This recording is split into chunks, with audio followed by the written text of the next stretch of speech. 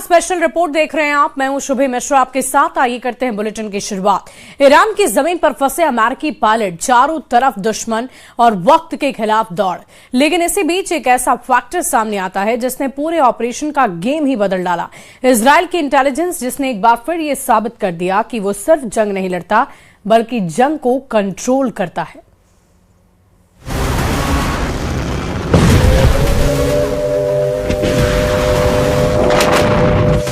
Iran की जमीन पर 36 घंटे चले ऑपरेशन का सीक्रेट कोड।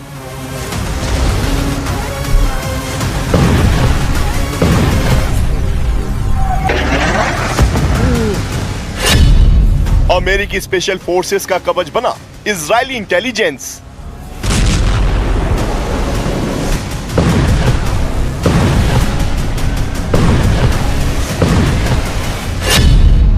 ईरान की आंखों में धूल झोंकने वाले प्लान की पूरी कहानी। 3 अप्रैल 2026 अमेरिकी F-15E जेट को ईरान के दक्षिण पश्चिम इलाके में मार गिराया जाता है। दोनों क्रू मेंबर्स इजैक्ट करते हैं, लेकिन किस्मत साथ नहीं देती। एक को जल्दी निकाल लिया जाता है, जबकि दूसरा पायलट दुश्मन की जमीन पर फंस जाता है। ईरानी फोर्सेस उसकी तलाश में जुट जाती हैं। इनाम तक घोषित किया जाता है। हालात ऐसे बनते हैं कि हर मिनट खतरे से भरा है। अमेरिका के लिए ये सिर्फ एक रेस्क्यू मिशन नहीं था, बल्कि अपनी सैन्य प्रतिष्ठा बचाने की जंग बन चुका था। लेकिन इसी बीच पर्दे के पीछे एक और ताकत एक्टिव होती है, इजराइल की इंटेलिजेंस, जो चुपचाप इस पूरे ऑपरेशन की दिशा बदलने वाली थी।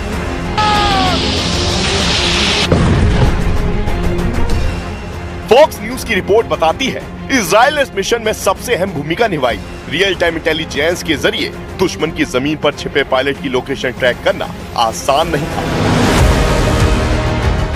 लेकिन इजराइल की सर्विलांस और डेटा नेटवर्क ने वो कर दिखाया जो आमतौर पर नामुमकिन माना जाता है। Satellite input, signal tracking, ground movement analysis, हर लेयर पर इजराइल ने अमेरिका को बढ़त दिलाई। यही वजह थी कि अमेरिकी फोर्सेस सही समय पर सही जगह पर पहुंच पाई। इस ऑपरेशन ने दिखा दिया कि आज की जंग सिर्फ हथियारों से नहीं, बल्कि इंटेलिजेंस की ताकत से जीती जाती है। सबसे दिलचस्प पहलू ये रहा कि इजराइल ने सिर्फ जानकारी ही नहीं दी, बल्कि अपनी स्ट्रेटेजी को भी उसी हिसाब से बदला। रिपोर्ट्स के मुताबिक उन 36 घंटे के दौरान इजराइल ने अपने प्लान हमलों को रोक दिया, ताकि अमेरिकी रेस्क्यू ऑपरेशन पर कोई असर न पड़े। ये एक ऐसा फैसला था जो जंग के बीच लिया गया, जहां हर हमला मायने रखता है। लेकिन इजराइल ने दिखा दिया कि उसकी प्राथमिकता सिर्फ हमला करना नहीं, बल्कि पूरे गेम को कंट्रोल करना है। आखिरकार 36 घंटे के हाई रिस्क मिशन के बाद अमेरिकी पायलट को सुरक्षित निकाल लिया जाता है। लेकिन इस कहानी का असली हीरो सिर्फ रेस्क्यू नहीं, बल्कि वो इंटेलिजेंस है जिसने इस ऑपरेशन को मुमकिन बनाया। इजराइल ने एक बार फिर से साबित कर दिया कि आधुनिक युद्ध में उसकी पकड़ कितनी गहरी है। जहां बाकी देश सिर्फ रिएक्ट करते हैं, वहां इजराइल पहले से गेम सेट कर चुका होता है। ये ऑपरेशन सिर्फ एक सफल मिशन नहीं, बल्कि एक संदेश है कि आने वाले वक्त में जंग का असली हथियार बंदूक नहीं, बल्कि जानकारी होगी। और इस खेल में इजराइल फिलहाल सबसे आगे खड़ा दिखाई देता है।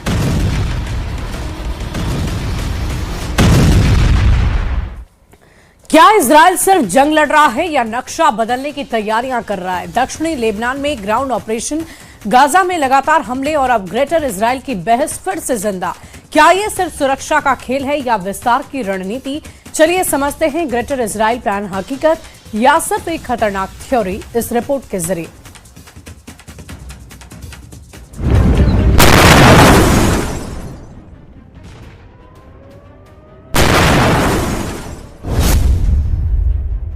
जंग की आड़ में ग्रेटर इजराइल वाला प्लान।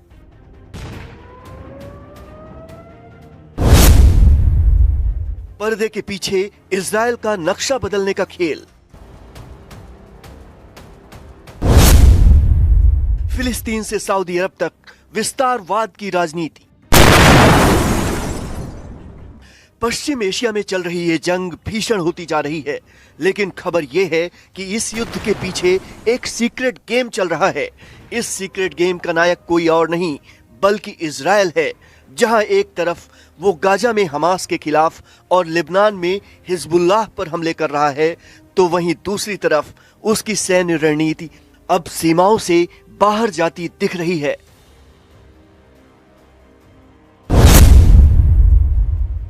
दक्षिणी लेबनान में बफर जोन बनाने की कोशिश।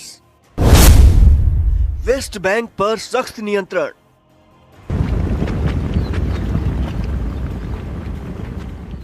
ये सिर्फ सुरक्षा कदम है या किसी बड़े विस्तारवादी एजेंडे का हिस्सा? यही सवाल ग्रेटर इजराइल की बहस को हवा दे रहा है, क्योंकि अगर जंग की आड़ में सीमाएं बदलने की कोशिश हो रही है तो ये सिर्फ एक युद्ध नहीं, पूरे पश्चिम एशिया के भूगोल को बदलने की तैयारी हो सकती है। क्योंकि ग्रेटर इजराइल की जड़ें सिर्फ राजनीति में नहीं बल्कि धार्मिक मान्यताओं में भी गहराई से जुड़ी हुई हैं। हिब्रू बाइबल की किताब जेनेसिस में एक ऐसा वादा बताया गया है जिसमें ईश्वर ने अब्राहम के वंशजों को एक विशाल भूमि देने की बात कही थी।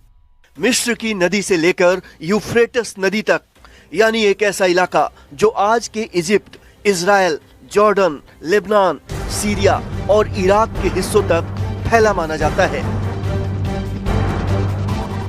कुछ कट्टरपंथी समूह इसी धार्मिक वादे को आज की राजनीतिक हकीकत में बदलने की बात करते हैं, लेकिन आधुनिक दुनिया में ये विचार बेहद विवादित और खतरनाक माना जाता है, क्योंकि अगर इसे लागू करने की कोशिश हुई तो ये सिर्फ जंग नहीं, पूरे क्षेत्र में स्थायी टकराव की वजह बन सकता है। दरअसल ग्रेटर इजराइल का विचार भले ही धार्मिक ग्रंथों से जुड़ा हो, लेकिन आधुनिक दौर में इसे सबसे पहले थियोडर हर्जल ने राजनीतिक रूप से उठाया था। हर्जल को आधुनिक जायोनिज्म का जनक माना जाता है, जिन्होंने यहूदियों के लिए एक स्वतंत्र राष्ट्र की अवधारणा दी। बाइबल के जेनेसिस 15:18-21 में जिस वादे का जिक्र है उसे कुछ विचारधाराएं आज भी आधार मानती हैं। इसमें ईश्वर द्वारा अब्राहम के वंशजों को मिस्र से लेकर यूफ्रेटस तक की भूमि देने की बात कही गई है। इसमें ईश्वर अब्राहम से कहते हैं, मैं तुम्हारे वंशजों को ये जमीन देता हूँ, मिस्र की नदी से लेकर उस महान नदी यूफ्रेटस तक। ये जमीन केनी, केनिजी, कदमोनी, हित्ती, पेरिजी, रेफाई, अमोरी, कनानी, गिरगाशी और येबूसी लोगों की है। इतिहास में ग्रेटर इजराइल की सोच को सबसे बड़ी ताकत 1967 की जंग के बाद हासिल हुई। इसे 6 डे वॉर के नाम से जाना जाता है, जब इजराइल ने एक साथ मिस्र, सीरिया और जॉर्डन समेत कई अरब देशों को हराया था। इस जीत के बाद इजराइल ने गाजा पट्टी, सिनाई प्रायद्वीप, वेस्ट बैंक और गोलान हाइट्स पर कब्जा कर लिया। यहीं से ग्रेटर इजराइल की सोच को नई ऊर्जा मिली। हालांकि आज भी इजराइल की कोई आधिकारिक नीति इस विचार को लागू करने की नहीं है, लेकिन 2022 के चुनावों के बाद बेंजामिन नेतन्याहू की सरकार बनने 2023 में इजराइल के वित्त मंत्री बेजालेल स्मोट्रिक द्वारा दिखाए गए नक्शे ने इस बहस को और तेज कर दिया है। आज इजराइल की सरकार आधिकारिक तौर पर ग्रेटर इजराइल को नहीं मानती, लेकिन बेंजामिन नेतन्याहू के दौर में बढ़ती सैन्य कार्रवाई और बेजालेल स्मोट्रिक जैसे नेताओं के बयान इस बहस को जिंदा रखे हुए हैं। सवाल साफ है, क्या ये सिर्फ सुरक्षा नीति है या भविष्य की विस्तारवादी नीति का ब्लूप्रिंट?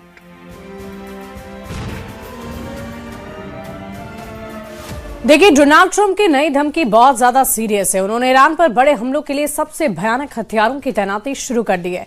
अमेरिका से कार्गो शिप में टोमाहॉक से ज्यादा घातक मिसाइलें ईरान फ्रंट पर पहुंच रही है। इधर हॉर्मुज स्ट्रेट पर कब्जे के लिए ट्रंप ने रॉयल गोताखोरों की फोर्स लगा दी है।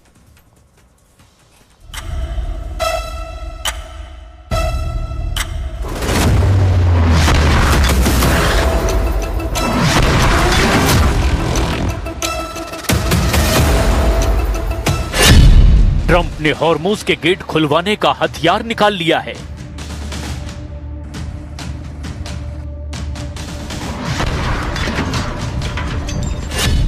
अमेरिका धरती फाड़कर ईरान में घुसने के लिए तैयार है।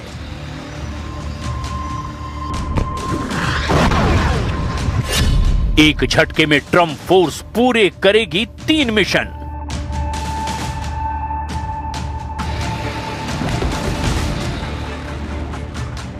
ट्रंप के 3 ऑर्डर जल्द पूरे हो सकते हैं। ईरान युद्ध से निकलने के लिए उतावले हो चुके ट्रंप ने तेहरान पर कहर ढाने का आदेश दिया है, लेकिन इसके साथ ही अमेरिका को 2 ऑपरेशन और करने हैं। पहला हॉर्मुज स्ट्रेट पर ईरान की नाकेबंदी को तोड़ना, दूसरा ईरान के यूरेनियम पर कब्जा। ये सब एक झटके में कैसे होगा? क्या है सुपर पावर का फाइनल ऑपरेशन? ईरान की क्या कमजोर कड़ी ट्रंप के हाथ लग गई है? ट्रंप के दावों पर यकीन करें तो जवाब हां है। अमेरिका ने अभी अपनी ताकत दिखाई नहीं है, लेकिन ईरान भी तो कमजोर नहीं पड़ रहा है।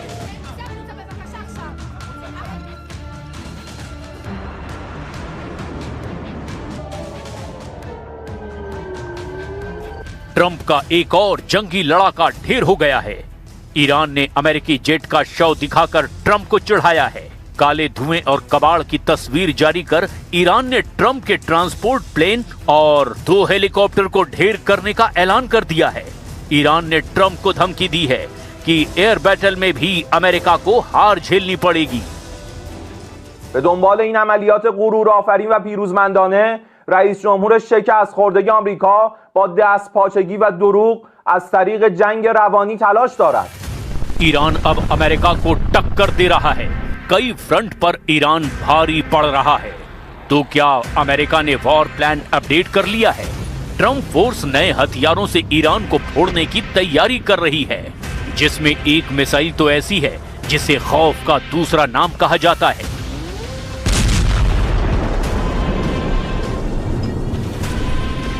तो क्या ईरान के करज पुल पर फटी ये मिसाइल वही सीक्रेट हथियार है?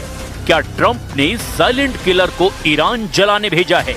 क्या ट्रंप को अब ईरान में ग्राउंड ऑपरेशन की जरूरत नहीं?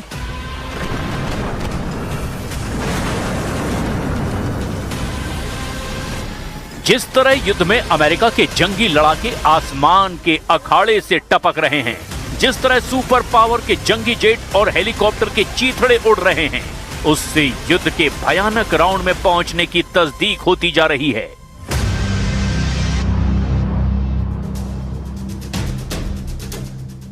F-16, F-15E, KC-135, MQ-9 drone समेत कई हवाई जाबाजों को मार गिराने का दावा किया गया। और ये सब तब हुआ जब अमेरिकी राष्ट्रपति डोनाल्ड ट्रंप कई बार दावा कर चुके हैं कि ईरान के सभी एयर डिफेंस सिस्टम उन्होंने तबाह कर दिए हैं। मिडिल ईस्ट में जंग उसी तेजी से जारी है जिस तेजी से इसकी शुरुआत हुई थी, लेकिन इस बीच ईरान में एक दौर का अंत हो चुका है, लेकिन खुद ईरान का नहीं। दशकों तक जिस शख्स के एक इशारे पर पश्चिम एशिया की बिसात बिछती और बदलती थी, वहां क्या चल रहा है, इस रिपोर्ट को आप देखिए।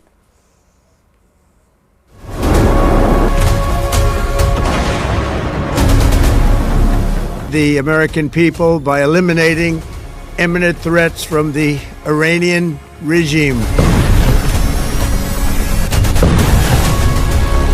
ידידינו האמריקנים, אנחנו ממשיכים לקטוש את משטר הטרור באיראן.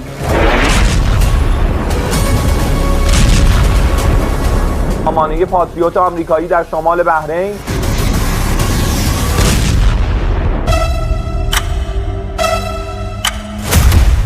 अमेरिका और इजराइल एक तरह से तेहरान की सत्ता को उखाड़ चुके हैं।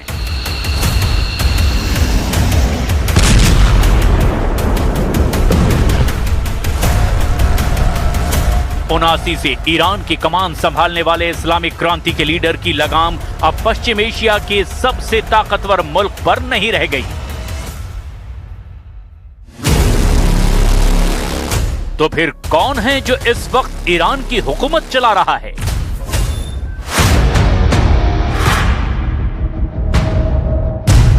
कौन है जो जंग की शर्तें तय कर रहा है? कौन है जो एक्सिस ऑफ रेजिस्टेंस को आदेश दे रहा है? सेना पर अब किसकी कमान है? ईरान का शासन किसके हाथों में है? कौन अमेरिका से शांति वार्ता कर रहा है? खामनेई नहीं तो कौन है ईरान का मौजूदा मालिक? The United States military began major combat operations in Iran. America का ऑपरेशन एपिक फ्यूरी जारी है।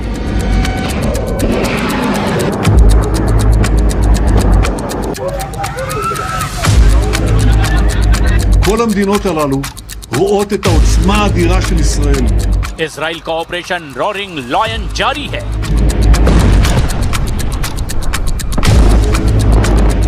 مدعی ابرقدرتی دنیا اگر ईरान का ऑपरेशन ट्रू प्रॉमिस 4 भी जारी है।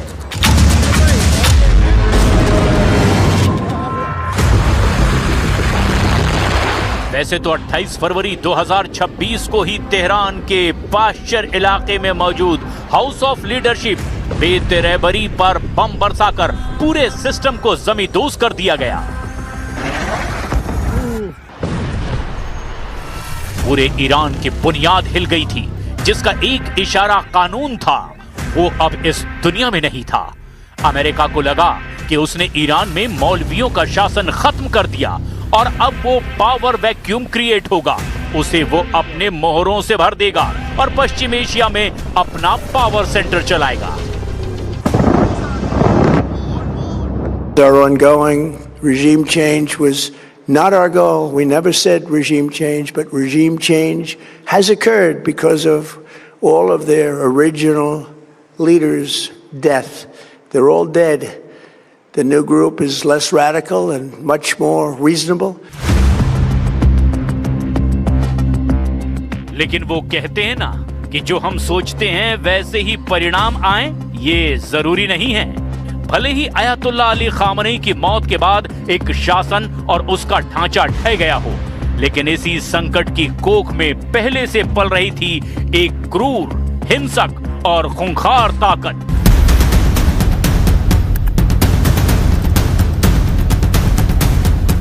जिसका उस दिन रिबर्थ हुआ। इस्लामिक रिवोल्यूशनरी गार्ड कॉर्प्स यानी IRGC।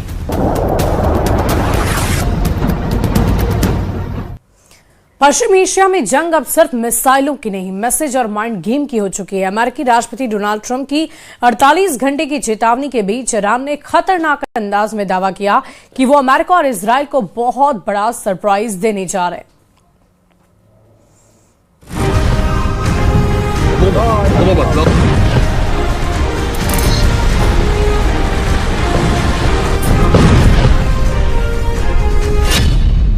ट्रंप के अल्टीमेटम के बाद बिफरा ईरान।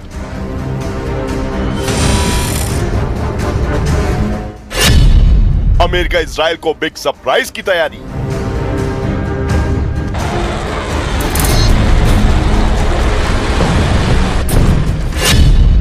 वॉर जोन में एक्टिव हुई न्यूक्लियर वॉर मशीन।